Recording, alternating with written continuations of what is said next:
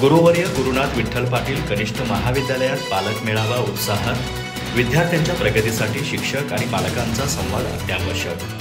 दौलत विश्वस्त संस्थेचे ज्येष्ठ मार्गदर्शक गोपालराव पाटील यांचे प्रतिपादन।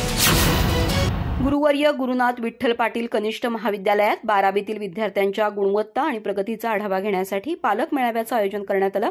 यावेळी अध्यक्षस्थानी दौलत विश्वस्त संस्थेचे ज्येष्ठ मार्गदर्शक गोपालराव पाटील होते।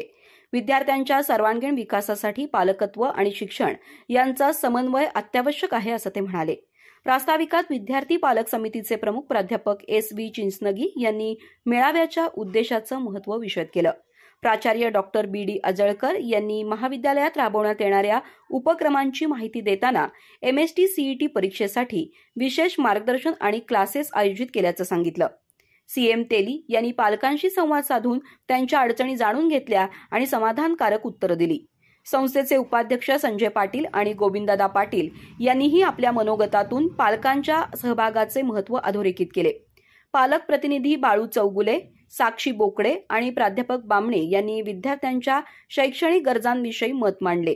कार्यक्रमाला प्राध्यापक एन.के. जावीर, प्राध्यापक एन.एम. कुचेकर, प्राध्यापक एस.पी. घोरपडे, प्राध्यापक अंकुश नवकुडकर, प्राध्यापक शाहू गावडे, प्राध्यापक सुरेश कांबळे, प्राध्यापक जे.के. पाटील, प्राध्यापक रोहित मोरे यांच्यासह इतर शिक्षक, कर्मचारी आणि पालक मोठ्या संख्येने उपस्थित होते। कार्यक्रमाचं सूत्रसंचालन राजाराम पाटील यांनी केलं, तर आभार एन.पी. पाटील यांनी मानले। पालक शिक्षक संवादातून शिक्षण प्रक्रियेची गुणवत्ता वृद्धिंगत होण्यास हातभार लागेल असा विश्वास या मेळाव्यातून व्यक्त झाला। अधिक माहिती आणि ताज्या घडामोडींसाठी आजच आमचे चॅनल सबस्क्राइब करा।